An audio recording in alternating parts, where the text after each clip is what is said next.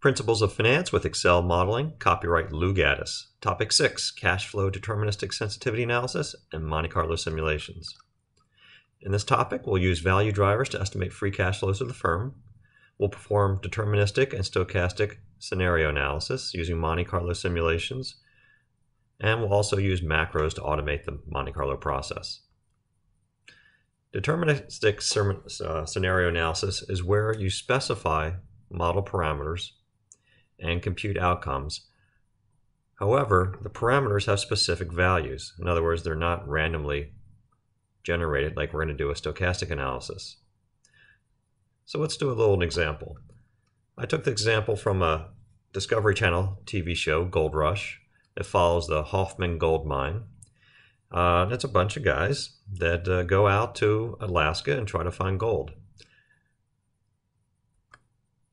So let's model their business. So I want to grab this template, put it into Excel, and let's talk about the gold mine business. And what I have here is the most likely, or sometimes called the base case analysis, a worst case analysis, and a best case analysis. That's a common way to do sensitivity analysis. So I'm going to estimate it's going to cost $200,000 a year in labor expense. Let's assume year-end expenses. We're going to assume 150 days that the ground is thawed enough to mine. Of that 150 possible days to mine, 75% will actually be mined. So we're excluding setup time and downtime and broken equipment. So the base case is they're going to mine 75% of the possible days, or 113 days. We'll assume that they can get 12 tons of pay dirt per day that they mine. So what you do in gold mining is you remove the topsoil, you get to the pay dirt, which is the dirt sitting on top of the bedrock. So we're assuming they can get 12 tons of pay dirt each day they mine. So if you get 12 tons of pay dirt times 113 days mining, that gives you 1,350 tons of pay dirt to the wash plant. Now the wash plant is the device in which you put the dirt in the top. It goes down a conveyor belt and a system of water that's flowing and being sprayed at the dirt that allows the heavier gold to fall to the bottom. So we'll assume that the 1,350 tons of pay dirt goes into the wash plant, of which about 0.25 ounces of gold per ton of pay dirt is mined. That will give you 338 ounces of gold per year based on your 113 days and 1,350 tons of pay dirt. Gold prices were selling for $1,600 at the beginning of the year. We'll assume all this cash flow happens at the end of the year. We're going to assume they use 200 gallons of diesel fuel to run their equipment, which includes a bulldozer, the wash plant, and a couple of other trucks, an excavator, and a loader. The equipment's listed over here. So the bulldozer is used to scrape off the topsoil. The excavator and loader are used to get to the pay dirt, and the wash plant is the device that separates the gold from the dirt.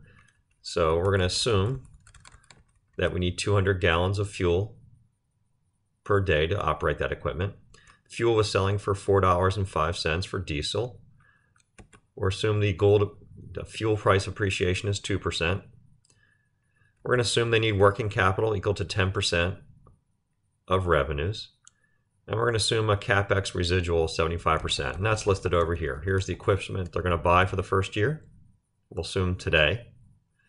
We're going to assume they can sell that equipment back at the end of the year for 75% of the value. All right, this is used equipment to start with, so the depreciation isn't, or the loss in value isn't too great. And then we're also going to make some other assumptions here. A tax rate of 30%. We're going to depreciate this equipment over 5 years. We're going to get a loan for the total cost of the equipment, the $440,000. We're going to assume it's only an interest-only loan. So all we have to account for is the interest expense of $440,000, no principal payment. We'll assume a annual rate of 7.5%. And then over here, I calculated the book value of that equipment at the end of the first year. So the book value would just be the difference between the cost, and at the end of the first year, you just need to take the 1 year's depreciation.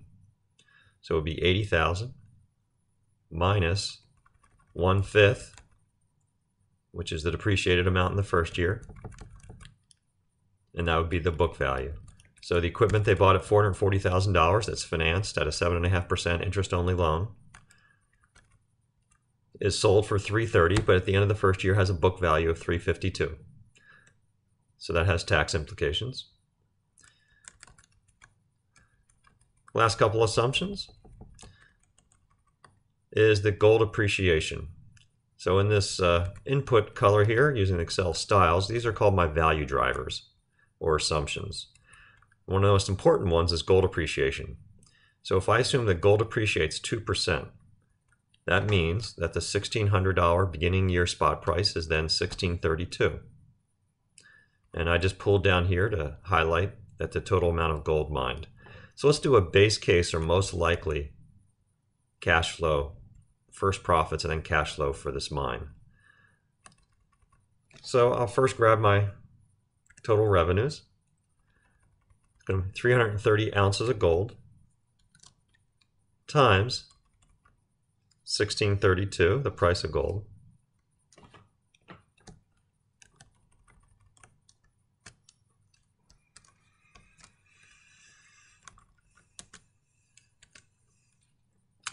I'll get my variable labor expense. I'm going to do a negative of my labor cost above.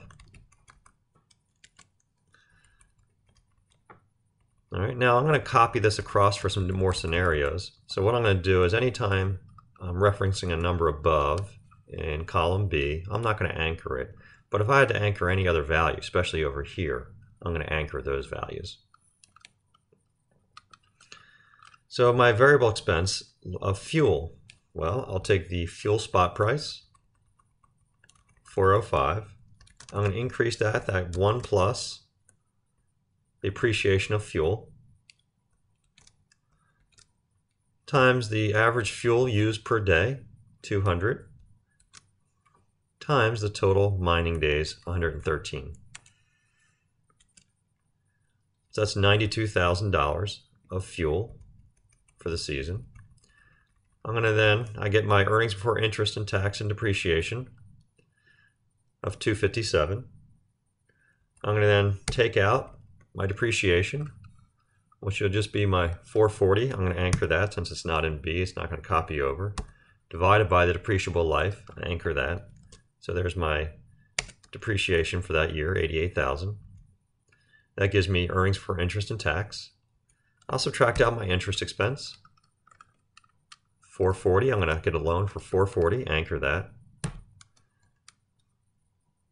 times the tax rate, anchor that. So there's my taxes for my interest expense. 440 times the the loan rate of 750. There's my interest expense. That's loan balance times interest expense. That gives me my earnings before tax. I'll then subtract my tax. So I'll take the earnings before tax. Let me make sure I anchored that correctly above there. That looks good. I'll take my earnings before tax times the tax rate.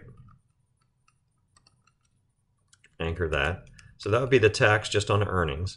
But I also want to account for the tax of the sale of this equipment at the end of the first year. So in addition to the tax on the earnings before tax, I'm going to account for the sale of this equipment for $330 when the book value was $352. So in addition to this calculation of tax here, I'm going to subtract the tax rate, anchor that, times the difference between my residual, anchor it, minus the book, anchor it. And there I have my net income. Now I'm also going to look at free cash flows for the firm. So this net income includes some expenses that are non-cash. So I'm going to add back depreciation. I'm going to subtract my CapEx for the year, 440, anchor that. I'm going to add back the sale of the equipment at 330, anchor that. So there's my sale of equipment, subtract it, or the purchase of the equipment, and then I'm going to add back the sale of the equipment. Let's assume they had to have working capital.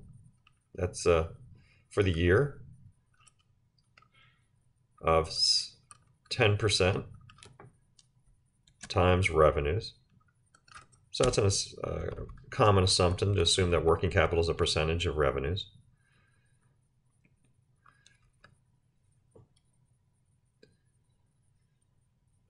And since I'm going to calculate the free cash flows of the firm, which were cash flows if there were no debt in the firm,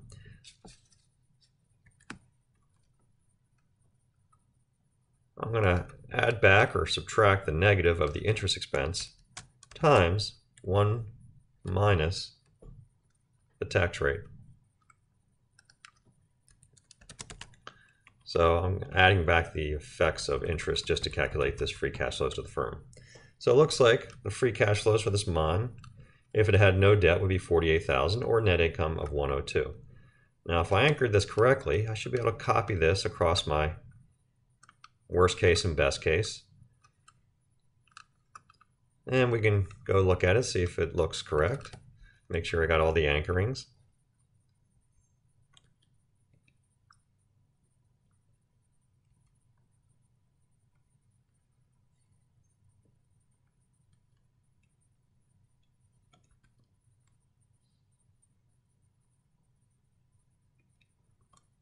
I'm just copying across, making sure anytime I was in column B, a reference to column B, there's no dollar signs or anchorings. But anytime I used any other value, I'll make sure that they are.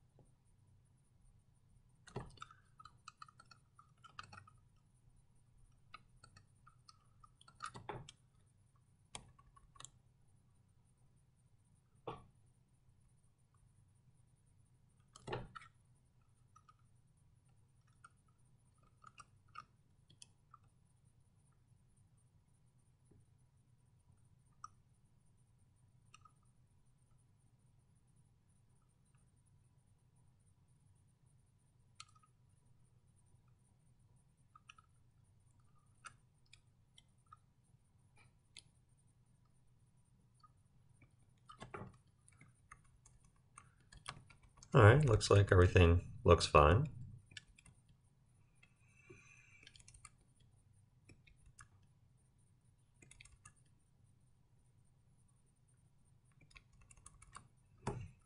So this might represent the worst case and best case. Let's talk about worst case and best case for a minute. Worst case, you can list, if everything goes badly, what could things look like? And best case, if everything goes really well. So on the worst case, what I have is you have a much smaller season. Best case, much longer season. Percent mining days, much less or much higher.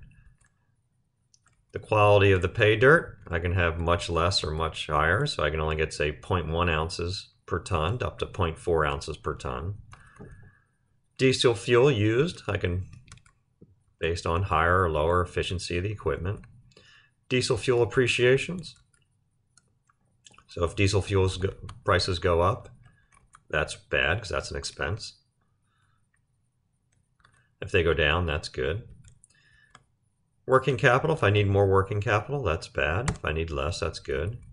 And then an assumption if gold prices fall, that's really bad. And if it goes up, that's really good.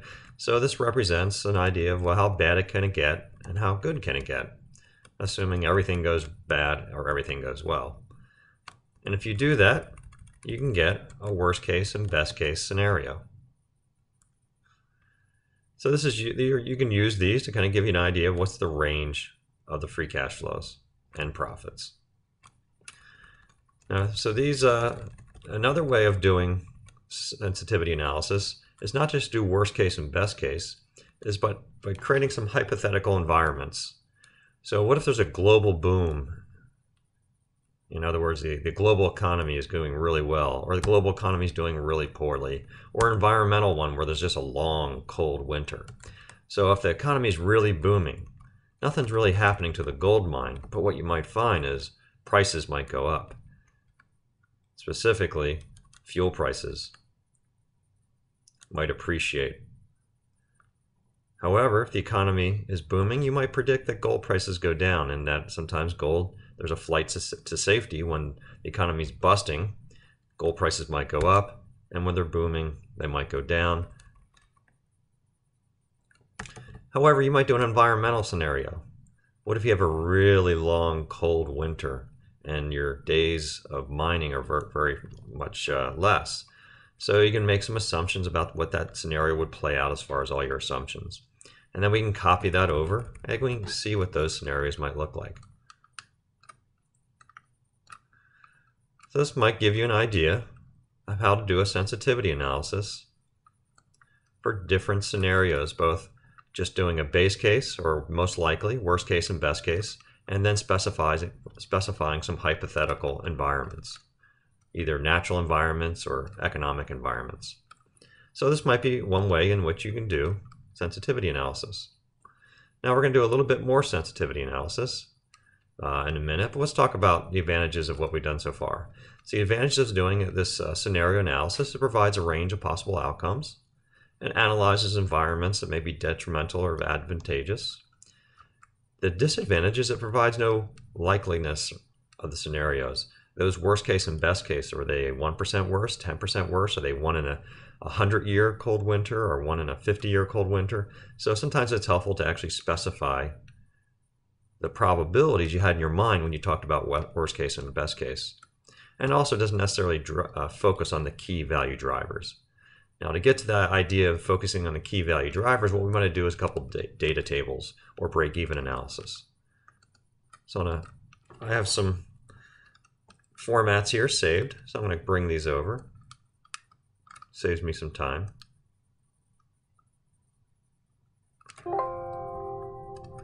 So now what I want to do is do a one variable sensitivity analysis or data table. And how I'm going to do that is I'm going to create a table where I have gold price appreciations from negative 20% to positive 20%. And then I'm going to have gold appreciation. I'm going to follow revenue, net income, and free cash flow. So all I need to do is create a link to the most likely revenue, the most likely net income, and the most likely free cash flow. So now that I have this grid set up where I have gold appreciations and it's tracking revenue, net income, and free cash flow, I can highlight this table starting with this cell here. Go to Data, What If, Data Table. Now all I'm varying is gold, and that's in a column. So I'm going to click on Column Index, click on Gold Appreciation. And there I have a sensitivity analysis of what happens to revenue as gold goes up or down, what happens to net income, and what happens to free cash flows. Now I could, since you don't really want to show this row here, I'm going to go home and I'm just going to turn that text white, and it makes it disappear. Now I also added a little spark line here, so I'll delete this one. I'll show you what I did. Or let me copy this over here. I just went into this cell here, and this is putting a graph inside a cell. I just want insert, and if you have a Mac, it might say spark lines. I'm going to do a spark column, put in a data range, and it puts in a nice little graph of what happens. Gold revenues increasing from 400,000 to 648. So it gives you a nice visual representation of the data above. Now I can do a two-factor data table. So I just let's track free cash flows, base case. And I have gold ounces per ton of pay dirt gone from 0.1 to 0.4, and gold appreciation from -20 to +20. So I set up the table, then I can just highlight the table, data, what if, data table. Now I have a row index and a column. Now the row is gold ounces per ton. I'm going to click on that variable here that ties to the numbers below.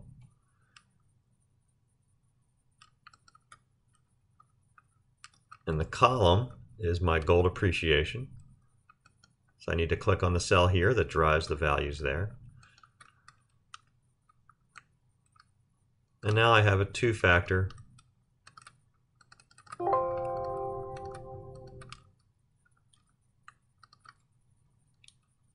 free cash flow sensitivity analysis. You can see there's my base case, which ties to this. And up here you can see this base case. It ties to the scenarios in the most likely. So that ties to the revenue, net income, and free cash flow. Now one last thing I can do for do a break-even analysis to really focus on the key variables. So we can look at doing a goal seek. What amount of gold per ton of dirt will make free cash flows positive or break even?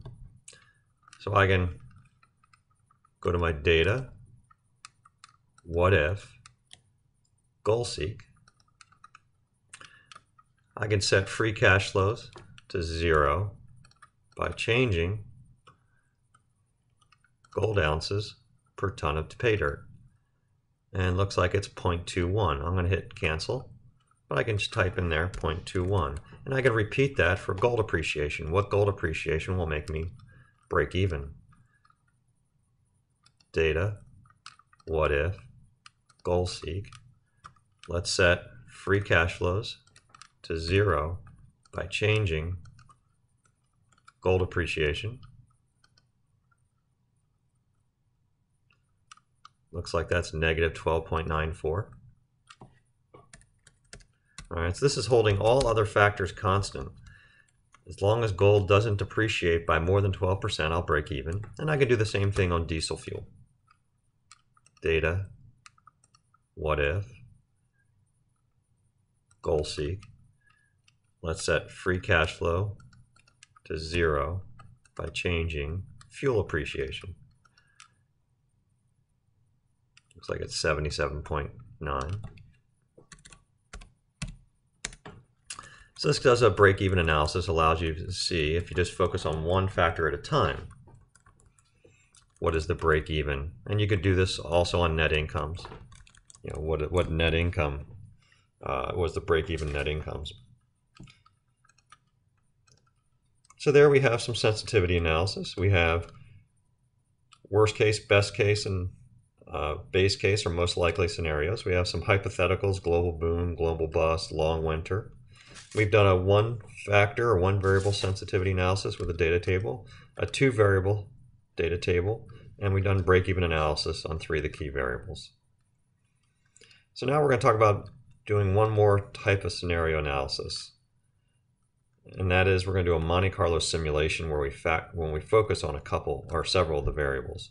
Now, Monte Carlo simulation or stochastic analysis is analysis where inputs are not specified like we just did, but they're randomly determined using a probability distribution or pattern. So Monte Carlo is a method to analyze a problem stochastically to help decision makers. Now, to create a Monte Carlo model, what you need to do is create any model which has at least one outcome. And we've done that. We have a model that calculates free cash flows. You need to have some variables, at least one variable or a factor or value driver, whatever you want to call those, that we're going to specify that is randomly determined. So we're actually going to specify 4 of them. Then for each of those factors, the most important one in this one is gold appreciation.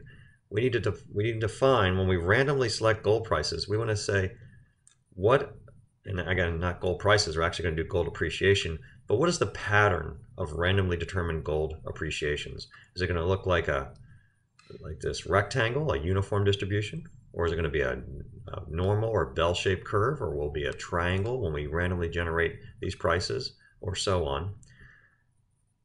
Then we're going to specify if there's any correlations between the variables. And then we're going to generate a lot of random outcomes and look at the output. So what we're going to do, let's focus on how would we think about the appreciation of gold. Well, you can make a number of different assumptions. The one I'm going to use is normal distributions. And in finance, when we talk about the appreciations of prices, we generally use a normal distribution or the bell-shaped curve. And with a normal distribution, you have a single peak. So I'm going to guess it's going to be a 2% appreciation. That's the peak of my normal curve. And we're going to also specify the standard deviation, which then determines the spread of the bell or how wide it goes. And we could do that using historical returns or appreciations. So that's what I'm going to do for gold appreciation and fuel appreciation. However, for something like gold ounces per ton or percent mining days, we might do, say, a uniform or triangular distribution. So let's take a look at what I assumed. Let's grab this template. I'm going to assume that percent mining days are uniformly distributed. So let's take a look at that pattern.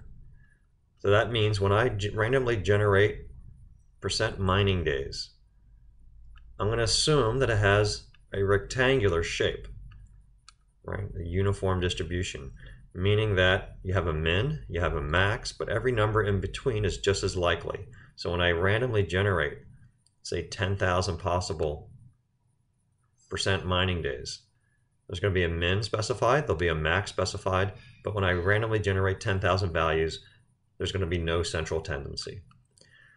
Then I'm going to specify that gold ounces per ton of pay dirt, I'm going to assume that it has a triangular distribution. There's going to be a central tendency, a most likely value.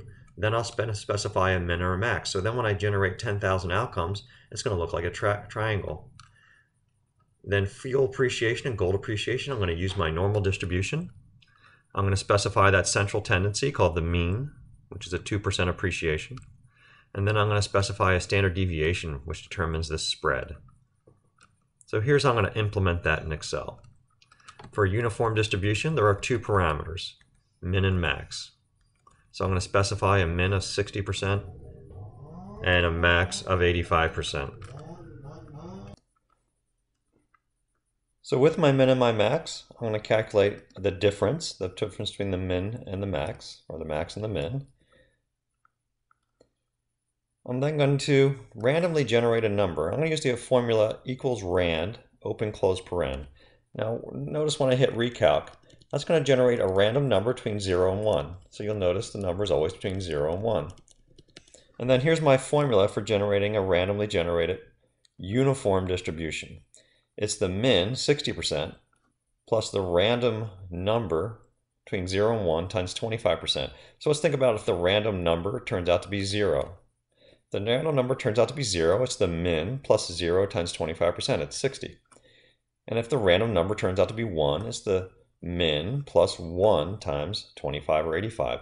So it's always going to generate a number between 60 and 85.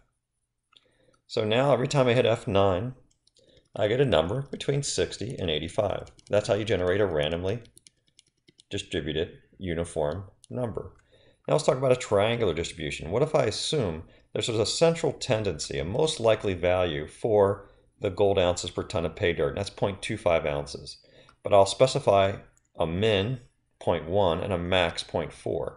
So now I want to do is generate numbers between 0.1 and 0.4, but I don't want it to be uniform. Again, let's look at that picture of uniform distribution. Uniform means it's every number in between the min and max are just as likely. But I want to create a distribution that's triangular. And what that means is that central tendency, that 0.25, that's going to have a lot more outcomes than numbers lower or higher. So to do that, I'm going to use a formula.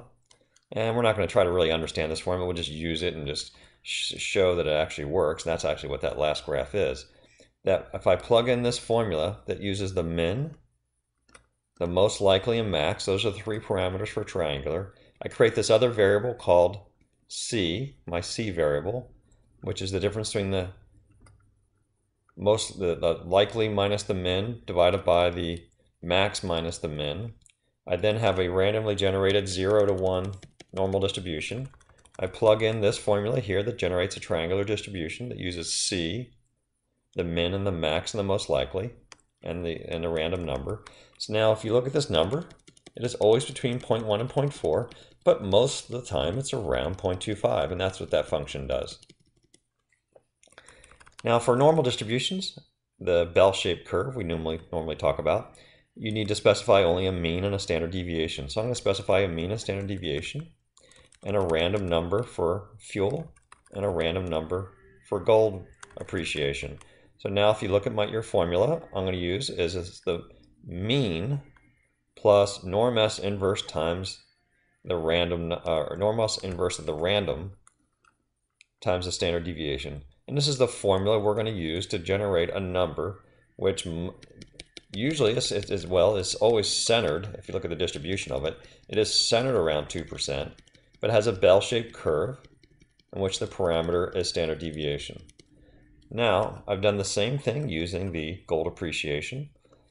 And I notice here I have a link here in cell, was that C3? I have a link to free cash flow. All right, this is my same formulas for the most likely, except now I have randomly distributed percent mining days, gold ounces, and appreciations. So now every time I hit F9 and recalc, that's a different iteration. It's a different simulated free cash flow. And see that negative 24,000? I have that link right here. So now I'm almost done my Monte Carlo simulation. Every time I hit F9, I get a simulated free cash flow. So now the tough part is, could I do this, say, 10,000 times to get a good number of iterations? So could I copy this number right here 10,000 times and then just look at the average and say the worst case and best case and other types of characteristics like the probability the free cash flows will be 0. So what I can do is I'm going to actually write a little macro. Now a macro is written in VBA, just like functions. All right, a function is used to make calculations. A macro, the way I think about it, is automate tasks like we want to do here. We want to copy a number 10,000 times and put it somewhere else. Now macros in VBA are called subroutines or subs, and they're written in the same language and put in the same place as functions. In other words, we're going to put them in modules. It has the same basic way of writing a function. You write the word, instead of writing the word function, you write sub, give the macro a name, although by definition all macros are going to be subroutines with no parameters, so we're just going to do open and close paren. We'll put some kind of statements in here, and then n sub, just like we did n function. Now we're going to put these exactly in the same places we put the functions, and they could be in the same modules of function, except we're going to execute it not by inserting it into the spreadsheet, but by running a macro, which either you hit Alt F8, or I'll show you another way of attaching it to an art object. So what I can do is I can take my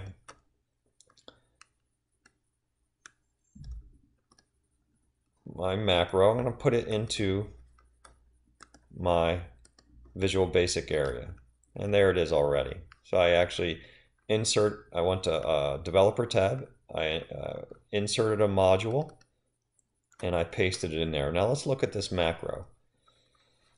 So a very important element of VBA is called a loop, and specifically here's a for loop. So notice this here, for I equal 1 to 10,000, and this next I. This is the basic structure of a for loop. Now, what this for loop is going to do is you're going to create a variable. Any variable, we'll call it I. And that variable is going to go from 1 to 2 to 3 to 4 to 5 to 10,000. So I'm just going to take some variable name called I and vary it from 1 to 10,000. So the first step of this loop, it's going to set I equal to 1. It's going to execute these statements here, whatever they are, and then it's going to get to next I. Once it gets to next I, it's going to kick it back up to the for loop, and it's going to increment I to its next value, 2. The default is a step by 1. So it's going to set I equal to 2, and then it's going to do whatever statements are in the middle, and it's going to do next I, set I equal to 3, and it's going to do that to 10,000. So let's see what this function's actually, or this macro is actually doing in the middle. Cells command in VBA refers to cells in the spreadsheet. So when you have a macro or a function that has cells 26,6, what that's going to do, it's going to go to the 26th row and 6th column, which is right here, 26,6, and it's going to put in a value. So put in cells 26,6, put in there something equal to 10,000 minus I. So the first time this runs, it's going to put in 10,000 minus 1, or 9,999. So let's forget about the next one. Next I, set I equal to 2, and it's going to put 9,998. So it's going to be a countdown here to help us know how fast this macro is working. Now the next command, put in cells 27 plus I6, whatever's in cells 3,3. Now notice here I specified this is cells 3,3 in my spreadsheet, third row, third column. So it's going to take whatever values here. And remember, every time you paste a value, so if I just copied this number and pasted it here, all right, notice the value wound up here. It's not formatted, but every time you type a number in Excel, you get an automatic recalc. So it's going to take whatever numbers in cells 3,3 and put it in 27 plus I6. Well, what is cells 27 plus I the first time it runs? Well, I equal to 1. So 27 plus 1. Put in 28,6. Where's 28,6? 28,6 is right there. So put into cells 28,6, whatever's in cells 3,3. Next I, sets I equal to 2. Runs my counter, and then put into 27 plus 2, 6, which is here. Whatever is in cells 3,3, and so on. So this macro is going to copy whatever's in this cell here and put it here, and then here, and then here, and then here 10,000 times, while simultaneously doing a countdown here. Now I'm going to start this macro. Now I can either go developer, macro, and run it, or I can attach it to an art object. Watch this. I can insert a shape.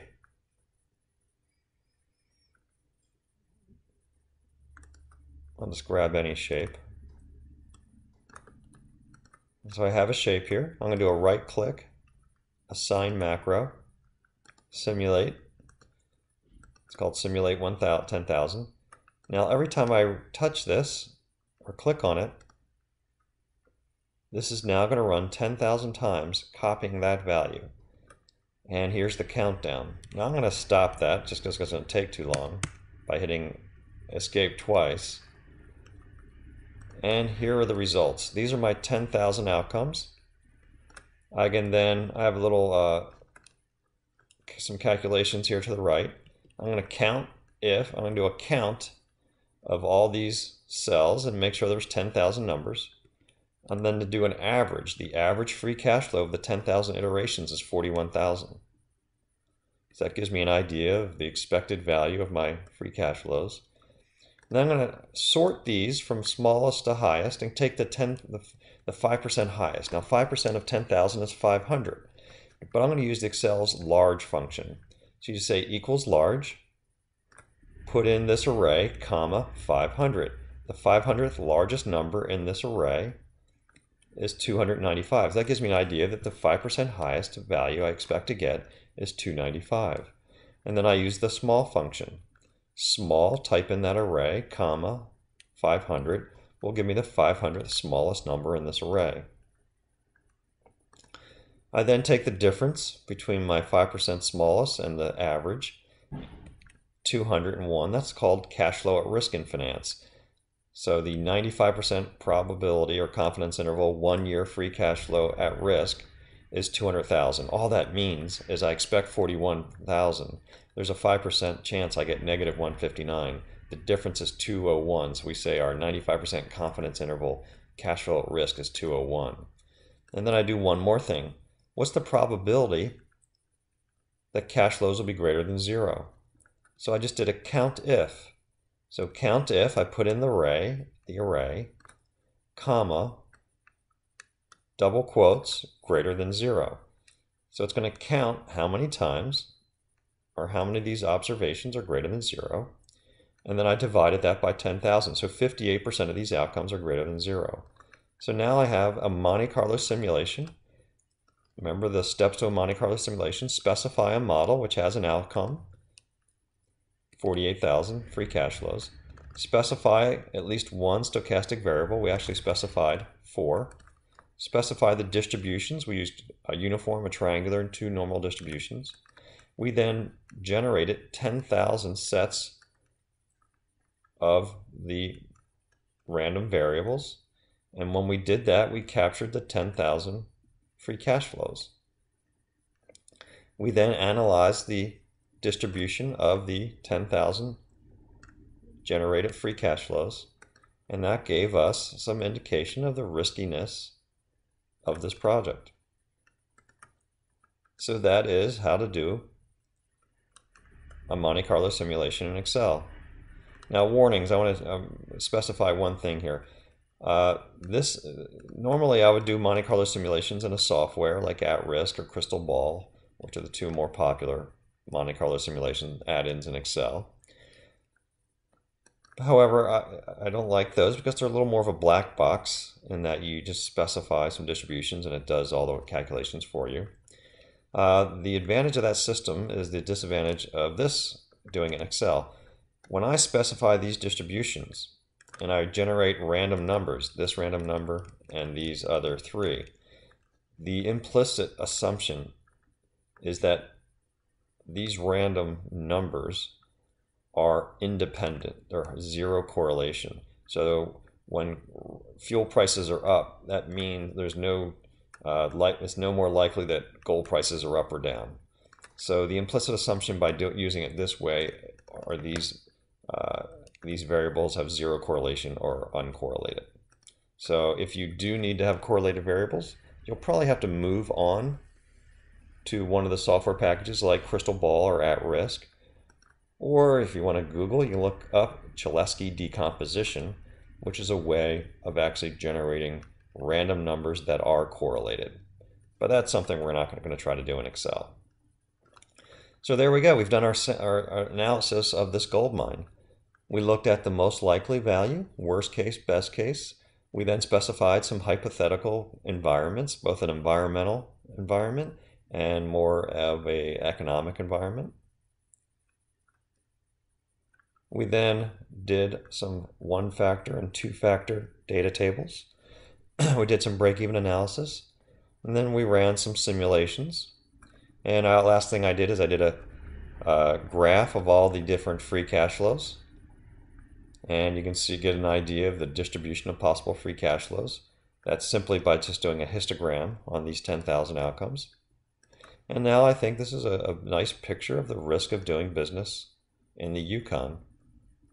So it allows you to make a decision. So in this topic, we looked at building a model using value drivers and estimating free cash flows. We performed deterministic and stochastic scenario analysis. And we learned a little bit about macros and how to create them and run them in the Monte Carlo process.